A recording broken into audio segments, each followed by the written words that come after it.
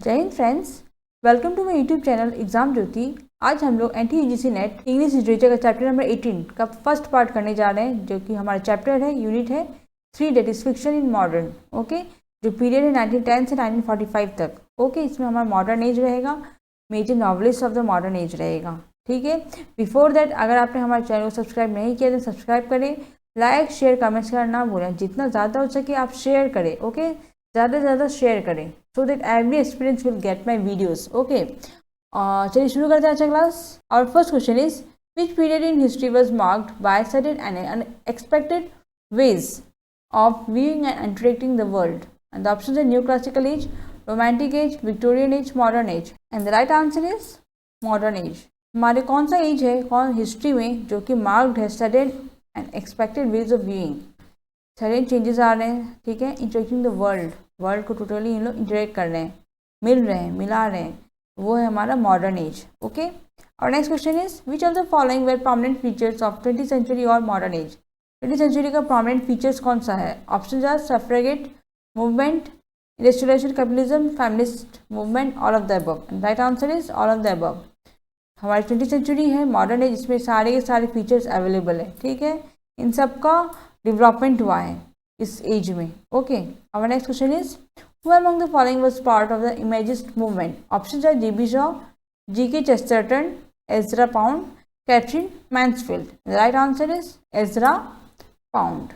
इसमें से कौन सा है जो कि हमारा इमेजिस्ट मूवमेंट का पार्ट है? तो वो है एजरा पाउंड जी। ठीक है, इमेजिस्ट मूवमेंट के एक पार्ट है। ठीक है, our next question is, which of the following phrases best characterize the late 19th century aesthetic movement which widened the breach between artists and reading public?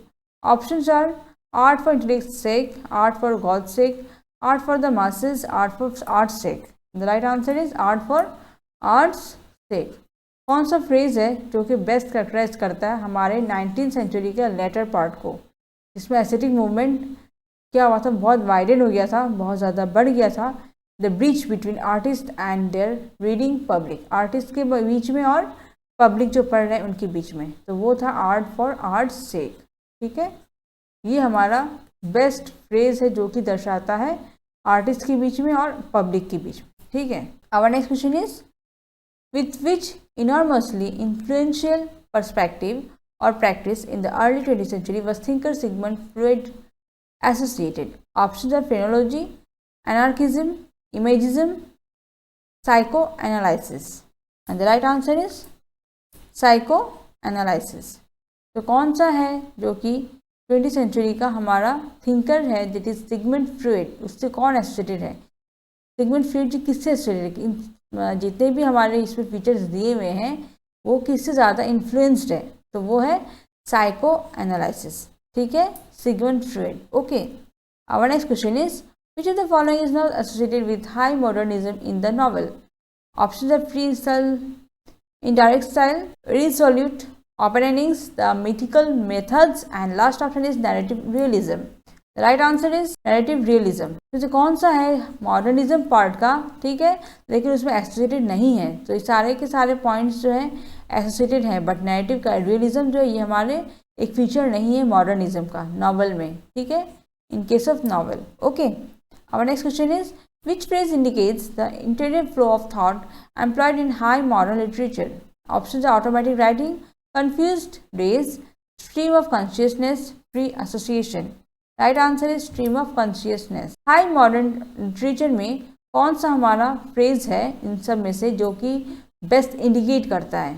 ठीक है, thought को लेकर, इंटीरियर फ्लो ऑफ थॉट, हमारे भीतर चल रहा होता है सोच, उसको हमारा कौन सा ज़्यादा अच्छे से दर्शा रहा है फ्रेज? तो वह स्ट्रीम ऑफ कॉन्शियसनेस, जो कि हमारे कॉन्शियस, हमारे मेंटल से रिलेटेड है। ठीक है, मेंटल कंडीशन से रिलेटेड है। Okay, our next question is, which novelist from the following propose new ideas in novels and place but followed Victorian traditions in their techniques? Options are H.G. Wells, Arnold Bennett, Galsworthy, all of these. The right answer is all of these. कौन से novelist हैं इसमें से जो कि propose करते हैं, मानते हैं न्यू आइडियाज़ इन नॉवेल्स? नॉवेल्स में नए आइडियाज़ आने चाहिए, प्लेज में नए आइडियाज़ आने चाहिए, but followed Victorian traditions in their techniques. इनका जो टेक्निक है ना वो विक्टोरियन ट्रेडिशन में जो फॉलो कर रहे थे, उसी कंसेप्ट को अभी भी वो लोग टेक्निक्स को यूज़ करते हैं, ठीक है। लेकिन हाँ, आइडियाज़ जो है न्यू होनी चाहिए। तो ऐसे कौन से नॉवलिस्ट हैं, तो सारे के सारे उनका यही व्यूज़ है, वेल्स, बेनेट एंड गर्ल्सवर्दी, सभी के मतलब सेम कंडीशंस है, सेम व्यूज़ हैं कि ऐसे चेंजेस होने चाहिए, ठीक है। लेकिन विक्टोरियन कॉन्सेप्ट को अभी भी वो लोग फॉलो कर रहे हैं, टेक्निक्स को, ठीक है। लेकिन चेंजेस किस में होनी चाहिए, आइडियाज़ में, okay, while writing novels. Our next question is, Cornelis Almayer's Folly was published in the year. Options are 1886, 1895, 1904, 1908, and the right answer is 1895. Cornet ji का जो फॉली है, एल्मेयर्स फॉली, कब पब्लिश हुआ था, 1895 में पब्लिश हुआ था, okay. Our next question is, which of the following novel by Cornet was published in 1907? Options are Nigger of the Anarchists, Youth, Heart of Darkness, The Secret Agent With, and the right answer is The Secret Agent With.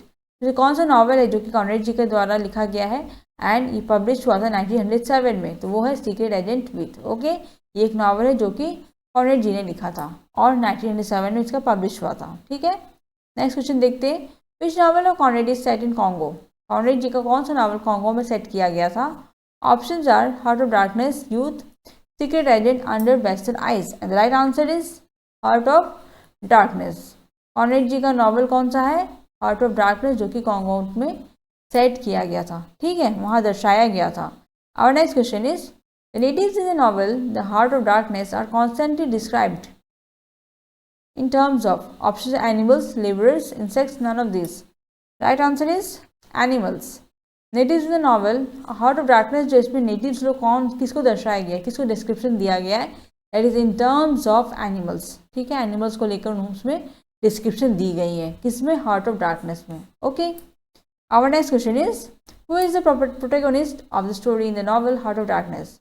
Heart of Darkness में protagonist कौन है, कौन है character, main lead role किसने लिया हुआ है? Aunt, native, Marlow, Kurtz. The right answer is Marlow. Marlow ji ने इसमें कैरेक्टर के हिसाब से लीड रोल लिया हुआ है हार्ट ऑफ डार्कनेस नॉवल में, okay. Our next question is, which of the following is not a business proposition offered to Jim in the novel Lord Jim? The options are guano collecting on the Walpole Reef, trading post manager in Peterson, tax collector in Batavia, and last option is water clerk for De Jong. The right answer is tax collector in Batavia. में से कौन सा है जो कि एक business proposition नहीं था, ठीक है, जो कि जिम को ऑफर किया गया था इन the novel Lord Jim. Lord Jim novel में जिम को ऐसा एक प्रोपोजिशन नहीं ऑर्डर किया गया था, ठीक है। तो कौन सा ऑफर नहीं किया गया था, वो है टैक्स कलेक्टर। टैक्स कलेक्टर को उनको कोई ऑफर नहीं मिला था, लेकिन बाकी इन सब पोस्ट को उनको ऑफर मिला था, ठीक है। Our next question is, who is known as the father of science fiction? Options are Rudyard Kipling, D.H. Lawrence, H.G. Wells, Arnold Bennett. Right answer is H.G. Wells. किसको कहा जाता है फादर ऑफ साइंस फिक्शन? तो वो है H.G. Wells, ठीक है। Our next question is, whose novel time machine is set in 802 701 CE? Options are Isaac Asimov, H.G. Wells, Somerset मॉगम, and last option is Arnold Bennett. Right answer H.G. Wells. H.G. Wells ji ने novel लिखा था time machine, जो कि 1802 701 CE में set किया गया था, ठीक है। इसीलिए इन्हें क्या कहा जाता है, फादर ऑफ साइंस फिक्शन। उन्हें H.G. वेल्स को क्या कहा जाता है, father of science fiction, because उन्होंने लिखी थी टाइम मशीन नॉवल, ओके। इसीलिए इन्हें क्या कहा जाता है, father of science fiction, okay. याद रहेगा ना आपको। फिर H.G. वेल्स जी को क्या कहा जाता है, father of science fiction, why, because he has written Time Machine novel, okay. So our next question is, what is the title of Wells' 1897 short story about a man who finds a window into the planet Mars? Options are crystal egg, magic crystal, Martian crystal, and last option is the Martian egg. And the right answer is the crystal egg. What is the title of Wells' 1897 short story? Wells जी ने जो लिखा था, H.G. Wells ji ने एक short story लिखा था जो कि पब्लिश हुआ था 1897 में, ओके, जिसमें एक इंसान उसने अपने विंडो में प्लैनेट मार्स को देखा था, ठीक है। He finds a window into the planet Mars. Planet Mars उन्होंने एक विंडो को देखा, इस टाइप से उन्होंने दर्शाया था, ठीक है। Who finds a window into the planet Mars, तो कौन से उन्होंने शॉर्ट स्टोरी में ऐसी बातें दर्शाई थी, तो वो है क्रिस्टल एग। ओके, अब next question is in H.G. Wells' 1896 novel The Island of Dr. Moreau, what is the name of the evil doctor's assistant? Options are Iger, Ivan, Montgomery, Mortimer, and the right answer is Montgomery। H.G. Wells जी का जो novel है 1896 में जो publish हुआ था the island of doctor Moreau, इसमें doctor assistant था, उसका इविल कौन था, इविल डॉक्टर असिस्टेंट कौन था, ठीक है, उसका नेम क्या था, तो वो है मॉन्टगोमेरी। ओके, यानी जो डॉक्टर जो था बदमाश था लेकिन उसका असिस्टेंट था कोई, ठीक है, तो उसका नाम क्या था, Montgomery. Okay, our next question is in the novel the War of the Worlds earth is invaded by aliens from which place? Options are Jupiter, Mars, moon, Venus. Right answer is Mars. Novel जो हमारा है the War of the Worlds, इसमें earth जो है कुछ aliens ने invade attack कर दिया था, ठीक है, तो कौन से एलियंस कौन सी जगह से आए थे, तो वो है मार्स से आए थे। ओके, इस तरह से नॉवल में दर्शाया गया है, ठीक है। Our next question is H.G. Wells novel Kipps was based on his experiences as what? Blacksmith, carpenter, draper's assistant, journalist. And the right answer is draper's assistant. So H.G. Wells जी का जो novel था kips, वो उन्होंने base किया था अपने experience को लेकर, ठीक है, तो उनका एक्सपीरियंस क्या चीज़ का था, तो ड्राइवर्स असिस्टेंट का उनका एक्सपीरियंस था और इस बेसिस पर उन्होंने नॉवल जो लिखी थी किप्स वाला था, ठीक है। Our next question is which event changes Mr Polly's life for the better even through for a short term in the novel the History of Mr Polly, ठीक है, and the options are his mother's death, friendship with fellow workers, his father dies, he wins a football match. The right answer is his father dies. तो इन्होंने mister poly life में उन्होंने क्या change हुआ था अचानक में, मिस्टर पॉली जी की लाइफ में अचानक में क्या एक चेंजेस आया था जो for the better even through for a short term in the novel, जो उनके नॉवल में एक अच्छा टर्म आया था, that is history of Mr poly, तो उसमें चेंजेस क्या आई थी, उसके पापा जी की मृत्यु हो गई थी। ओके, हमारा next question is what is the name of the future women who befriends time traveller after he saves her life? Weena, Jayant, Heldy and Judy. The right answer is Weena. तो हमारे फ्यूचर वुमेन का क्या नाम है जो कि friend थी time traveller after he saves her life, उसकी ज़िंदगी को बचाने के बाद, तो वो थी, उसका नाम क्या था, वीना, जो कि फ्यूचर वुमेन थी उनकी जो फ्रेंड होने वाली थी, ठीक है।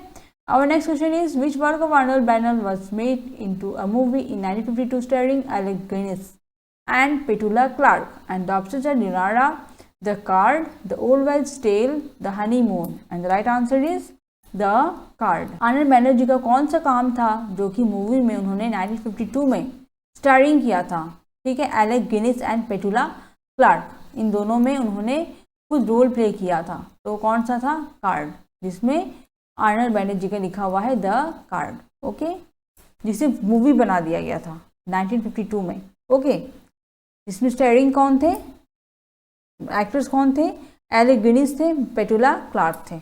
Our next question is British author Arnold Bennett is perhaps best known for which novel? And the options are The Magnificent Ambersons, The Old Wives' Tales, The Forstall Saga, The Go Between. And the right answer is The Old Wives' Tales.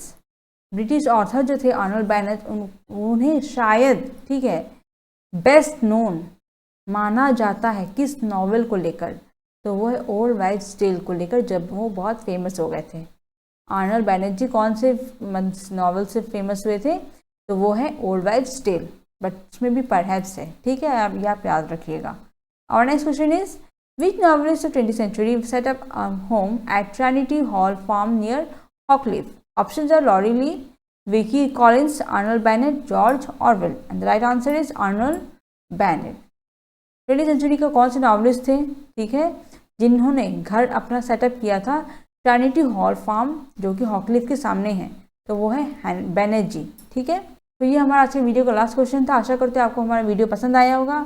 अगर आपको हमारा video पसंद आया, important अगर लगा हमारा MCQ जो आपको हमने प्रोवाइड किया है, फिर हमारे चैनल को सब्सक्राइब करें अगर नहीं किया है, एंड ज़्यादा से ज़्यादा हो सके शेयर करें। थैंक यू, जय हिंद।